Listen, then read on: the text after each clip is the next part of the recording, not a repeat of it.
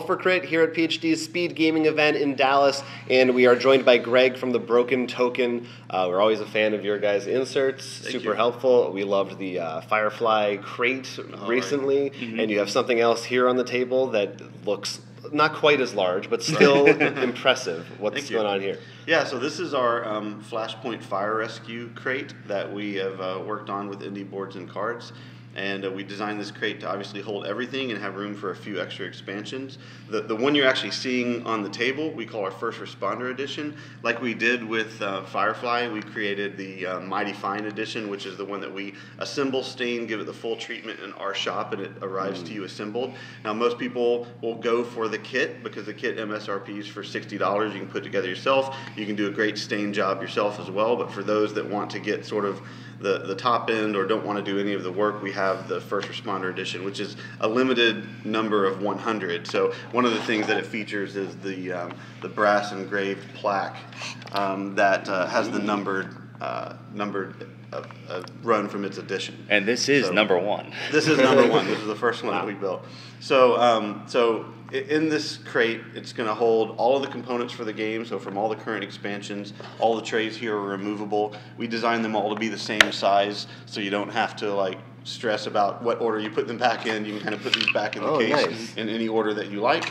So all of these trays are removable, and then you've got room for the miniatures inside and the back. And then, of course, the board storage in the front, and I've blocked it with the trays, but you can see here all the boards are accessible. And one of the cool things about the design of this box, we went with sort of this two-compartment system because we didn't want you to have to unload all the trays just to get to the boards. So now you can slide the boards out. You can sort of, I've seen customers say they organize these in kind of expansion order so they know where they are. They put the more common ones they use on top of the stack, so it's pretty easy to access all those boards, and there's room in there for several more. So, right. I mean, while we don't personally have experience with this box in particular, like we said, we have used the Firefly box, and we did a video. We did the building version, which I mean, I think it was reasonable. It wasn't too hard. It was just gluing it all together to take time, right. But actually playing with it made, I felt, one of the biggest differences in the world. Like having all those decks already set up, right. And we can sort of just pass around. We each had our own little token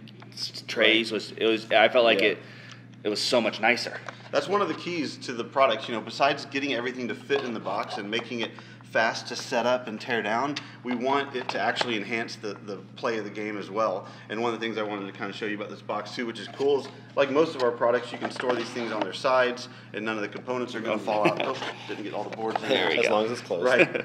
The nice thing is this fits nicely in the IKEA Kallax shelves. So you can store this thing, vertically. You could, technically store it upside down, and none of those pieces are going to actually come out. So everything is held in place and kept in good shape for you. So yeah, set up super fast. Usually, anytime now when I heard about this one after the Firefly, I always get excited because there are games that I think are on our shelves and don't come out as much because of that. Right. And this box solves all of it. It's Sure. worth it completely. Yeah, it's great. We've really enjoyed doing them, so we're always looking for those other games out there. We started out mostly doing inserts in the boxes, but there's so many games out there that have outgrown their box. We get more and more customers saying, we really need a solution for like Firefly or like Descent, games like that where there's no way we're going to fit everything into a single box. So we started moving into more of these kind of crate solutions because it's kind of the only way to really solve that problem if you want to get it down to one carryable system. Yeah, I mean, there's sure. I know I have a whole box on my IKEA shelf that's just like the Arkham Horror series, right. But because you cannot fit all that in one of their boxes. No, you cannot. But speaking of inserts, like you said, you do more than just the crates. You have the inserts. Like I believe I have one from Mage Knight that I finally got, which that one needed help too. It's chock full right now with all the expansions.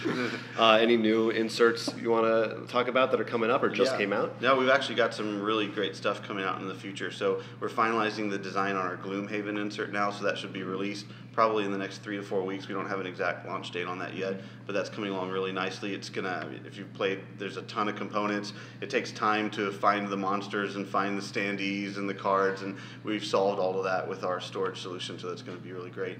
And we've also got some exciting partnerships coming up with some publishers. We're really proud to announce that we're working with Druid City Games to do an official organizer for the Grim Forest. So if you guys have seen that on Kickstarter, it's a beautiful game. I mean, we're really excited for that. The miniatures look great. The art looks amazing. And we'll be doing something for that soon. We've also got an insert coming out in conjunction, another game from Indie Boards and Cards, Aeon's End, which they're just doing their War Eternal Kickstarter expansion. And so we'll be doing a product for that. And we also just announced that we're going to be working with TMG. We're going to start off doing a little organizer for the Coliseum, the reprint of that. So it's a really fun game. The reprint's really nice, so we're excited to be working with them. Yeah, I know our friend has the old one, and every time he opens that box, it looks like a war zone. Right, yeah, a ton of components in that thing, and it's a fun game, but it definitely takes time to set up and get all those pieces out, so it'll be a fun one to do. So you must be talking to a lot of Kickstarter people in advance or before the games come out, even sometimes, which is certainly that's kind of the way it's been going a lot. And some, there's a lot of Kickstarters out there. Sometimes on a new game, we tend to shy away because we don't know how well the game's going to do. It's sort of hard to make a commitment to do an accessory for it, and then if it only sells, 500,000 copies or something on Kickstarter, then we're still committed to doing that design. So we're really looking for games that are either proven games, and maybe there's an expansion out there or something that's really hit big. Then we'll definitely look at doing that, because it's really just economies of scale for us. It's about the same amount of design time no matter what we do. We just need to be sure we can move enough units for us to tackle that project, because there's a lot of options out there for sure for games, and we could stay busy. We could be churning them out 3 or 4 times as fast as we are, and still probably not hit all the games we'd like to do. I'm sure everyone keeps telling you, like, why haven't you done this game yet? Oh gosh, yes. There's so many. We'll give you our list after. And a lot of times we can't say up front why. I mean, sometimes it's just trying to work with the publishers and get to the point where we can. But we definitely hear our customers, and we know what they want, and we're trying to get to those as soon as we possibly can. Plus, I'm sure plenty of games have fun, odd-shaped pieces that make them all fun to try to think, how do we fit this? Yeah, exactly. Those are always the fun challenges.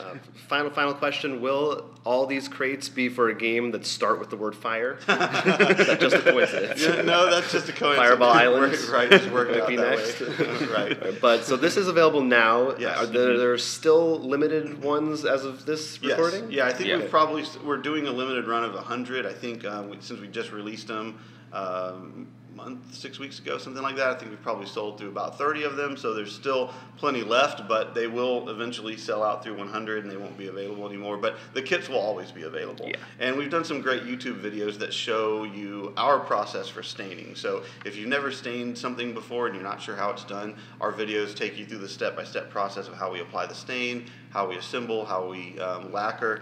So if you want to tackle it yourself, it's not too difficult, and it's something I encourage everybody to try, because it's a lot of fun. You might find a new hobby. We used one of those videos ourselves when we were doing it. And like I said, neither of us are masters in woodcraft, but we still didn't think it was still relatively easy to both doing the insert by myself, and the Firefly was actually your first time of any kind of that kind of. That's so you went big. Tackle. Yeah, it was a project. I think that it's been worth it every time. If you have a game you like to play and you just takes too long to set up, you gotta look into something like this. Check out the Broken Token. I'll have links to more resources. You can find them in the description below. Thank you so much for joining us. Yeah, thanks for having me. Great. Until then, this has been Roll for Crit at the PhD Speed Gaming event.